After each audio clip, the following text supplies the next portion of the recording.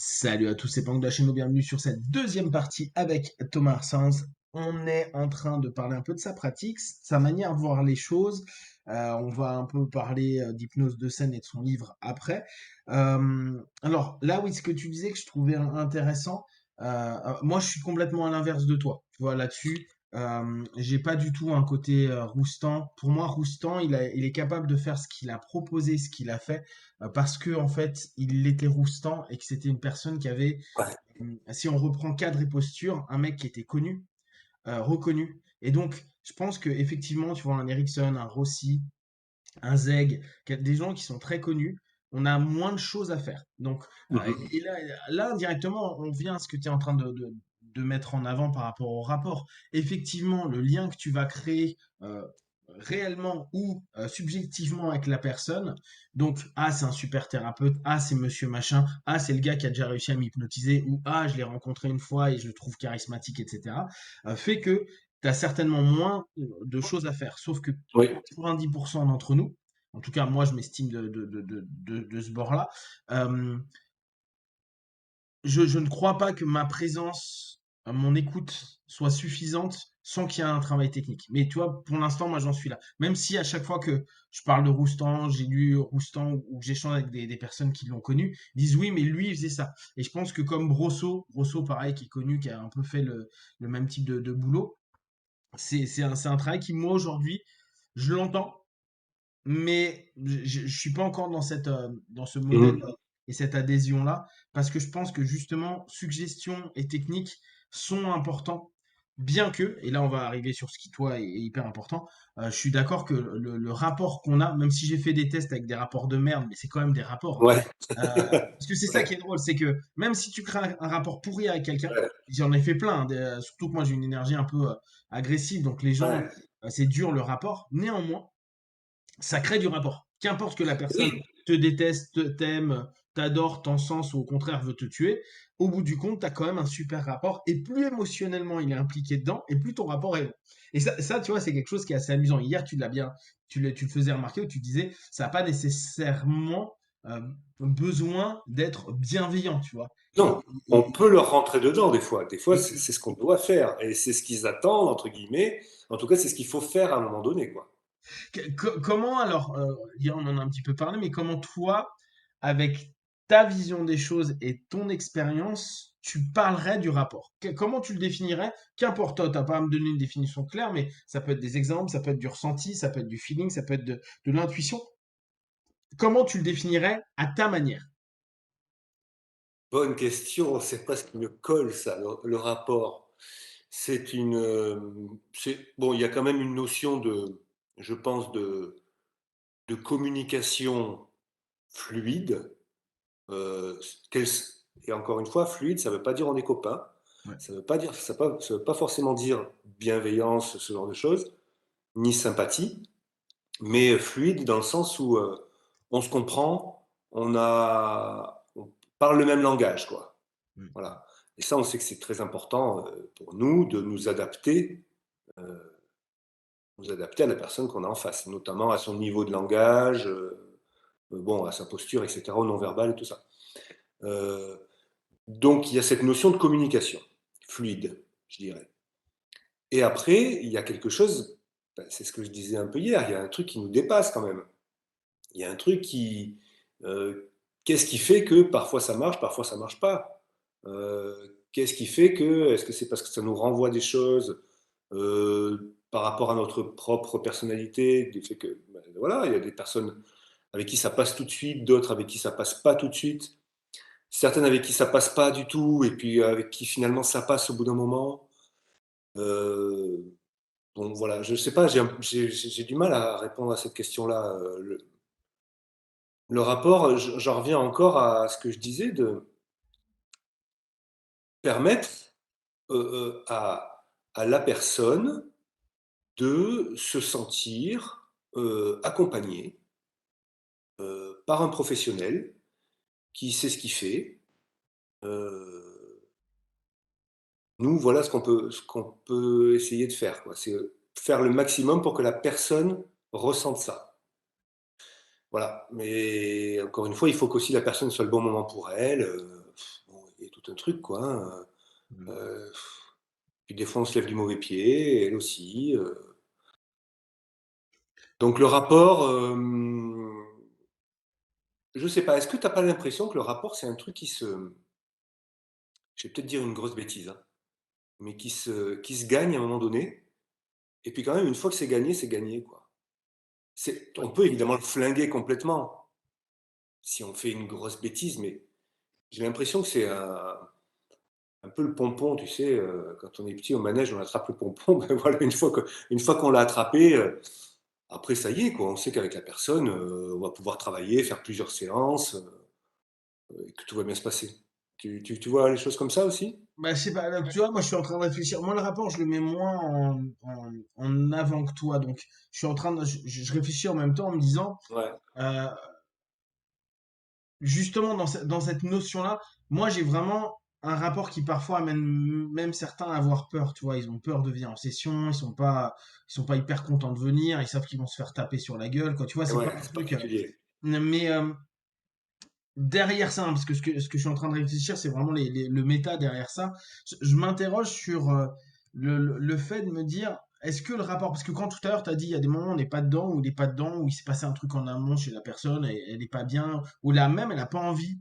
Mais je m'interrogeais à savoir si le fait qu'elle t'en veuille d'être là n'est pas quand même un rapport. Et tu vois, et c'est là où je trouve que la subtilité du rapport, il est complexe parce que un rapport n'est pas forcément deux personnes qui veulent aller dans le même sens, voire même toi qui es ouvert à son écoute et la personne veut s'exprimer. À partir du moment où il y a un rapport psycho-émotionnel qui est associé aux deux, c'est un rapport. Et ça, si je reprends encore une notion utilisationnelle, l'exploitation et la compréhension du rapport, et donc là on rentre dans les rapports dans les notions de projection, la projection qui va être proposée par la personne, donc le transfert. Et tu vois, c'est là où le rapport, moi il y a des moments, le mot je trouve qu'on y fourre un petit peu tout d'un point de vue psycho. Je trouve que la notion transférentielle, qui parfois est complètement niée par les hypnos, mais le rapport transférentiel est un rapport. La transférence, oui, non, c'est pas ça. Le Roustan trans- sera pas d'accord avec toi, hein?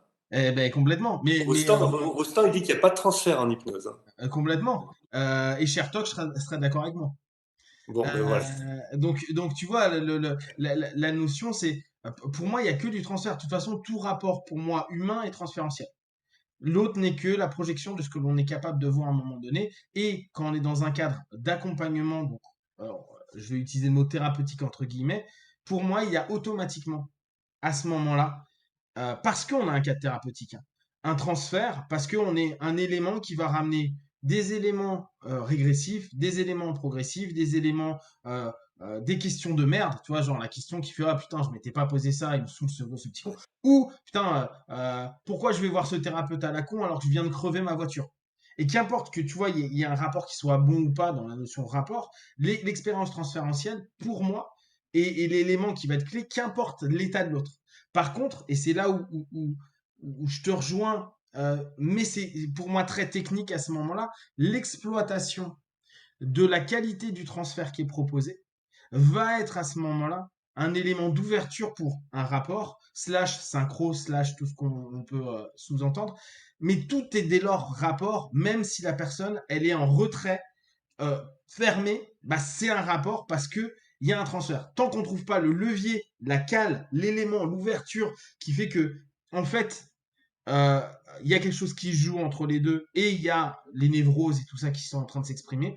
Je pense qu'on peut trouver qu'il n'y a pas de rapport, on se dit ah mais il y a quelque chose qui passe pas, mais parce que tout simplement on n'a pas compris nous. Hein. Et Oui. c'est là où je pense que le ne rien faire est complexe parce que c'est justement faire quelque chose. Le rien faire par contre peut ouvrir principe de temps dans l'hypnose, hein, principe de vide, d'absence, de silence, à imposer à la personne, c'est une suggestion non verbale. Hein. C'est pour ça que moi je suis très suggestion. C'est une suggestion non verbale à dire mec parle.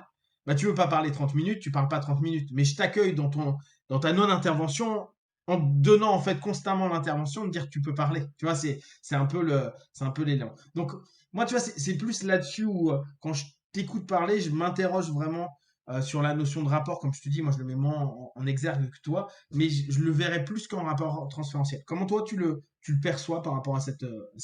Ouais, ben c'est que, moi, ce que j'entends aussi dans ce que tu dis, finalement, c'est très ericksonien ce que tu dis, parce que Ça ça veut dire, voilà, si en gros, pour, vulgariser tout ça, si en gros, le feeling passe pas ou en tout cas il y a voilà, ça se passe pas très bien entre, la personne, le client et moi, je vais utiliser ça, je vais utiliser cette tension, cette, voilà, pour travailler.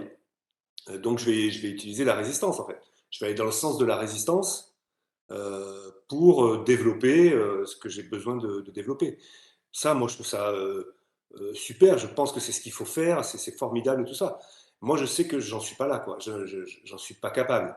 Je vais en être capable très, très, ponctuellement, quoi. Mais la plupart du temps, moi, je vais m'attacher à ce que ça se passe bien. Voilà. Mmh. Je vais chercher la «la bonne ambiance» entre guillemets, quoi. Enfin, tu vois, Bien je sûr, bien sûr. caricature, mais que la personne, se détende quoi, en gros, voilà. Ce qui est pas, ce qui est parfois, c'est vraiment se tirer une balle dans le pied, hein, et on est obligé de ramer et ça prend du temps et cetera. Donc moi ce que tu dis, je suis 100 d'accord avec ça. Maintenant, moi je pense que, voilà, je suis pas encore assez, assez à l'aise pour pouvoir me dire: «Ah bah tiens là, ça là, ce qu'il est en train de me présenter, qui finalement est une résistance, bah je vais aller dedans quoi». Voilà. Et tu parvenais en hypnose de scène, j'imagine. Tu sais, il y a des moments où il y a des suggestions qui vont pas passer ou des orientations. Comment tu faisais? Tu twistais la personne. Comment tu arrivais justement à réutiliser ça? Bon, en hypnose de scène, ça existe pas ça, hein. La D'accord, sélection parce est que ta tellement, sélection au départ t'évite heu, complètement d'avoir ça. ah oui, oui, oui, oui, la sélection. Non, ce que tu peux avoir, c'est d'un autre niveau, c'est quelqu'un qui est pas bon, Mm, voilà, qui est très suggestible, mais qui est pas bon, qui est pas drôle, qui est mm, pas voilà. Ou, bah, quelqu'un qui est un peu relou, quoi. mm. Voilà. Mais c'est pas je mets pas ça sur le même plan, quoi. Et, Heu, et en rue, dans parce que oui? tu Ouais, vois, en rue, ouais, voilà. en rue, donc, Ah oui, c'est différent. le russe, c'est bâtard. Comme tu disais tout à l'heure, quoi, tout à l'heure sur la vidéo précédente pour exemple, euh, c'est quand même un moment où on veut faire vivre quelque chose de cool à la personne qui est en train de vivre l'expérience, l'instant et le moment qui nous est proposé, qui nous a proposé à ce moment-là. Euh, et justement, comment tu joues et tu rediriges, parce que là, on est à nouveau dans cette idée-là. Il peut très bien, à un moment, tu sais, vu qu'on le connaît pas, on le connaît depuis 10 secondes et qu'il y a quand même pas des masses d'échanges, on peut sortir une suggestion qui est inconfortable pour la personne. Comment tu joues avec ça? Parce que pour moi, là, tu rebondis à peu près sur les mêmes Mmh choses mh. que ce que tu peux retrouver en cabinet. Ouais, dans la rue, parfois, il se passe rien, ça marche pas, on n'y arrive pas avec quelqu'un, ça voilà. Mais et encore une fois, j'en reviens à ce que je disais avant, j'ai pas souvenir d'une seule fois dans la rue où quelqu'un m'ait dit: «C'était nul», quoi. Ouais. Tu vois? J'ai pas souvenir de ça, quoi. Mais est-ce qu'il ne le Même dit pas si parce qu'il est en transe et qu'au bout du compte, quoi qu'il arrive, ouais, c'est ouais, peut-être pas ouais, terrible, ouais, mais c'est peut-être, pas mais top. Quoi, ouais, il c'est n'arrive même ça, mais pas à verbaliser. ouais, ouais, ouais, beh, ouais, c'est ça. Mais en même temps, même s'il a vécu mais rien, quand tu as même pas réussi à faire, moins de catalepsie, moins de lévitation, je sais pas quoi, bah, les gens repartent quand même avec, le sourire en ayant, été content de vivre l'expérience, de te rencontrer. Mais pourquoi? Beh, parce que tu es sympa quand même. Tu vois? Si par contre tu fais tout ça en mode désagréable, bon voilà. Donc, l'idée c'est que quand même les gens se partent en se disant, «Bon, voilà, c'était cool». Après c'est vrai que dans la rue on se met beaucoup moi je me mettais beaucoup, beaucoup la pression aussi, hein, et c'est vrai que là, je rejoins aussi complètement ce que tu disais. Avec le temps, hem, au début, on veut monter dans les phénomènes, en gros, quoi. Ce qui veut rien dire, hein, puisque chacun vit les phénomènes qu'il peut vivre. Mais quand même, il y a on va dire, une hiérarchie. Et au bout d'un moment, alors, on se détache complètement de tout ça et puis, juste que la personne sourie et fasse «waouh» parce que les mains sont rapprochées ou que les doigts étaient collés, quoi. La personne, elle a tout vécu, une alu à la fin et tout. Alors c'était comment? Waouh, les doigts au début, là, c'était incroyable. Pardon? Tu vois? Alors 1 fois, 2 fois, 3 fois, tu te dis: «Ah ouais, non, OK, en fait, c'est ça qui compte, quoi». Est-ce que c'est parce qu'à la fin, ils sont trop barrés? Ouais. Du coup, Moi, je pense que oui, ils tu vois. Moi, j'appelle ça ouais, des c'est ça, équilibres de quoi. transe. Je pense qu'ils sont tellement loin qu'en fait, Ils réalisent vivent plus, plus le tu vois, ils truc. ramènent plus à la réalité quelque chose qui semble trop, c'est fun, mais ça ne dure pas. Tu vois, c'est comme un rêve, c'est vraiment le truc, ça Ouais, c'est s'efface. ça. Alors qu'au Mhm. début, bah, ils sont encore dans cette notion, ils sont pas complètement rentrés dans leur transe, donc il y a une notion consciente qui est très présente, et à mon avis, là, il y a quelque chose d'intéressant. J'adore. D'ailleurs, j'en parle dans le bouquin à un moment, hein. Je dis, il y a les somnambuliques, évidemment. En général, en spectacle, on choisit cela. Mais moi, je trouve que c'est intéressant d'avoir des gens qui sont Ouais, pas tout à fait en somnambulique et qui vont vivre une suggestion tout en ayant conscience qu'ils sont en train de vivre une suggestion qui est plus forte que quoi. ouais. Parce que là, il y a cette réaction quand ils se mettent à parler martien et puis qu'ils disent oh, Mhm. qu'est-ce qui m'arrive, qui est, je trouve, beaucoup plus drôle que la personne qui se met juste à parler un langage bizarre sans être étonné de le faire, quoi. Mhm. Voilà. Oui, émotionnellement, t'as vécu plus de choses en hypnose de rue avec les partenaires et les personnes qui acceptaient de jouer le jeu, ou sur scène? Émotionnellement, Ouais, parce que tu vois, moi, dans la rue, il y a des moments, j'ai trouvé des trucs tellement beaux, des ouais, sourires, toi, des ouais. visages s'ouvrir avec juste un petit délire, un petit personnage dans la main où la personne, je sentais qu'il y avait un gros smile qui arrivait, il y avait même le teint changeait, quoi. C'était vraiment super beau. Et je trouvais qu'émotionnellement, il y avait de super belles choses quand je vais faire de l'hypnose de rue et que je vais croiser des personnes qui vivent un très très beau moment où tu sens vraiment qu'il y a quelque chose d'intense. Est-ce que tu as cette sensation-là en hypnose de scène où il y a plus de monde, où c'est plus ritualisé d'une certaine façon? Non, non, ça, c'est propre à la rue, hein. C'est propre à la Ouais, rue. Sur la scène, les gens, enfin les volontaires, puis ils n'ont pas le temps et puis on leur propose même pas d'apprécier en fait entre guillemets, hein. c'est vrai. Mm. C'est juste, ils sont là pour amuser la galerie quoi. Donc dans la rue, il y a beaucoup ça et puis après en cabinet, c'est différent parce qu'en cabinet, c'est plutôt a posteriori que les gens vont, ou te remercier, enfin ou avoir vraiment se dire: «Ah ouais, c'était extraordinaire». Sur le moment, il y en a quelques-uns aussi, mais moi, je prête pas trop attention, quoi. À part, voilà, avoir le waouh de la transe, ça OK. Mm. Mais après qu'ils disent: «Ouais, c'était super». Ouais, OK, c'était super, mais on va voir dans 15 jours, dans 3 semaines, si ça a eu un effet, quoi. Parce que ça se trouve, pas du tout, quoi. Voilà. Mm. Et la rue, c'est beau pour ça. La rue, c'est vraiment beau pour ça. Juste émerveiller les gens avec deux trois petites choses et de façon impromptue, c'est quand même génial, quoi. Mm. Ouais, moi c'est un des gros plus que je trouve de la rue par rapport à tout le reste. On va revenir un tout petit peu, parce qu'il nous reste quoi, ouais, 5-8 minutes, Ouais. sur ton ouvrage. Donc, tu m'as dit hier que l'idée t'est venue pendant le Covid, pendant le confinement. Et alors, on rappelle, tu as été journaliste, donc le mot et le verbe est quelque chose d'important. Tu as voulu laisser des mots dans un ouvrage. Euh, Qu'est-ce qui t'a le plus plu dans la création du livre? Dans la création. Qu'est-ce qui t'a le plus motivé et stimulé dans la création de ce livre-là? Bon, c'est vrai que je suis toujours un peu dans cette idée de, je veux pas mourir, quoi. Tu vois? Hmm. Je veux laisser une trace, je veux qu'il y ait un truc. Il y a une dizaine d'années, j'ai écrit un bouquin, déjà, qui est dans les bibliothèques à La Réunion, donc je suis content. Je sais que les Ouais. gamins, ils vont tomber dessus et cetera, voilà. Donc je pense qu'il y a ça qui me motive. Hmm. Heu Et après, au niveau de la rédaction de ce livre-là, moi, je me suis régalé avec toute la partie historique, Hmm. les vieux hypnotiseurs, au 19e, voilà, tout ça j'adore, au début du 20e aussi, et puis avec toute la vieille iconographie qu'il y a autour, l'imaginaire qu'il y a autour, ça, je me suis vraiment régalé. Après le reste, c'était, ma formation, si tu veux, que j'ai mise en mots avec, voilà, rien d'exceptionnel d'un point de vue rédactionnel, si tu veux. C'est pas un bouquin où il va y avoir du style, ou des trucs comme ça. Moi, je l'ai écrit, au début, j'espérais convaincre les éditions pour les nuls. Hmm. Ouais. L'hypnose de spectacle pour les nuls, tu vois. Ils m'ont jamais répondu.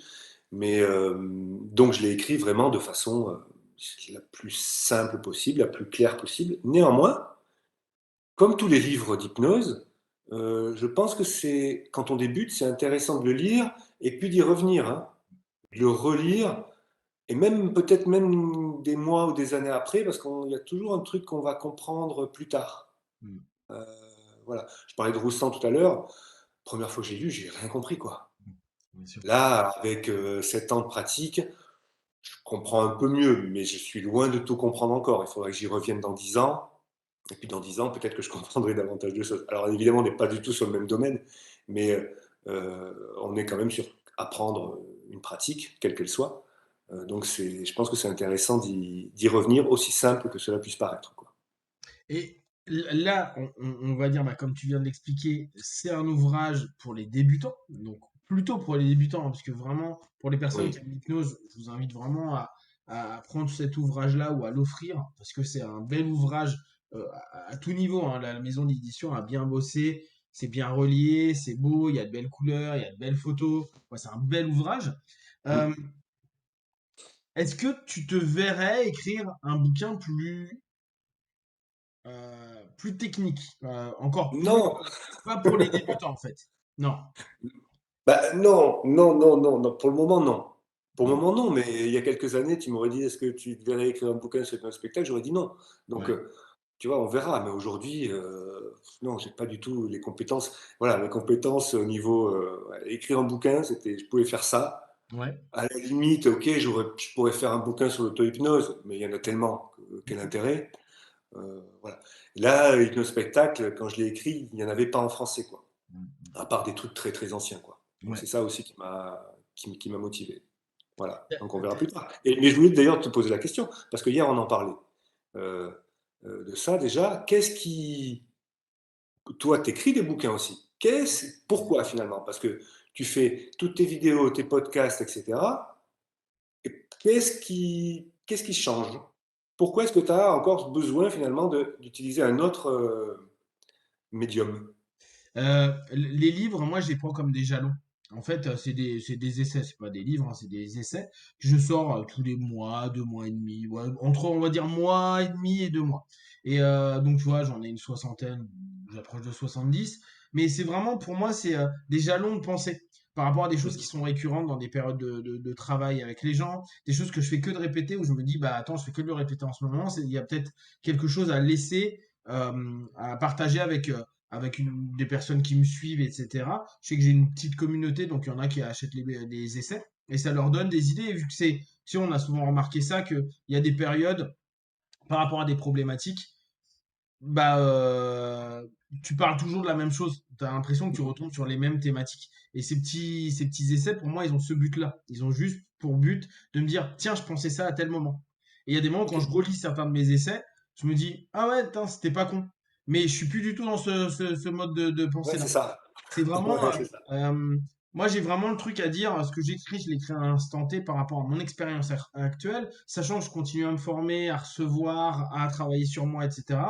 Euh, il y a peu de chances que ça soit similaire ou ça s'affine. Tu vois, je vois d'ouvrage en ouvrage, il y a certains aspects. J'en parlais il y a pas longtemps à un pote, j'avais écrit Hypnose fondamentale où j'avais donné des éléments clés, j'en avais donné trois. Et puis j'ai sorti un autre ouvrage que j'ai appelé Condor. Et Condor, c'est en fait l'évolution de ça, mais sur 2 3 ans. Donc en fait, je l'ai complété. J'ai trouvé d'autres aspects que je pouvais réutiliser, réexploiter dans mon quotidien et ou dans la pratique. Et tu vois, ça, j'ai trouvé que c'était intéressant. Donc moi, l'écrit, c'est plus ce médium pour poser des jalons. Mmh. Le en ligne, sur tout ce qui est YouTube, etc. C'est vraiment pour le partage au quotidien, pour me dire, tiens, il y a peut-être D'accord. des choses qui peuvent aider des gens. Mais c'est pas des jalons, c'est plus par rapport à des faits d'actualité, à des passions que j'ai eues, à des Mmh. questionnements qu'on m'a posés, ou des questionnements que je peux avoir sur moi, et donner des orientations, des idées à un moment donné, si ça peut simplement permettre d'allumer un truc et se dire, tiens, bah, on peut penser dans cet axe-là, ça peut être aussi intéressant d'aller, en tout cas, étudier là-dedans. Donc c'est plus dans ce modèle-là. Mais tu vois, j'ai pas OK. cette notion d'existence. Bon, Ouais, de laisser une trace, quoi. Ouais. ouais, je passe, je me casse, ça me va très bien, tu vois. Donc c'est plus à ce niveau-là. On va finir sur ce que toi t'attends sur les années à venir dans ta pratique. Qu'est-ce que tu aimerais développer? Comment tu aimerais développer encore ta pratique ou ton apprentissage actuel sur l'hypnose ou les psychopratiques? Moi, c'est ce que j'évoquais déjà un petit peu hier quand on en parlait ensemble, c'était que j'aimerais bien que, l'hypnose soit évidemment beaucoup plus banalisée, et qu'on aille chez son hypno comme on va chez son kiné ou chez son dentiste et qu'on y aille y compris pour, faire la révision. C'est vrai que, moi, j'avais appris que plus la problématique de la personne est importante, plus ça va être facile à traiter. C'est-à-dire, entre guillemets, la personne qui vient, heu qui doit se faire opérer demain, il y a des chances que, elle parte en transe rapidement parce qu'elle est pressée, il y a cette urgence et cetera. Alors que Désir. si elle vient avec un petit bobo ou bon, je viens, je sais pas trop pourquoi, un peu par curiosité, tout ça, bah, ça va être plus difficile. Voilà. Néanmoins, souvent, on vient nous voir un peu en dernier recours, hein, ça c'est clair. J'aimerais bien que ça évolue, que voilà. Mais bon, pour ça, c'est du travail. C'est du Mmh. travail et c'est ce que je disais aussi.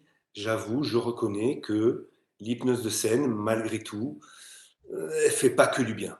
Je suis le premier à le reconnaître, même si elle fait beaucoup de pub. C'est souvent la première découverte, première approche avec l'hypnose, c'est souvent des gens qui vont à un spectacle hypnose. Donc ça, c'est vrai, mais il y a les deux, quoi. Mais il y a aussi le côté, ça fait peur. Voilà.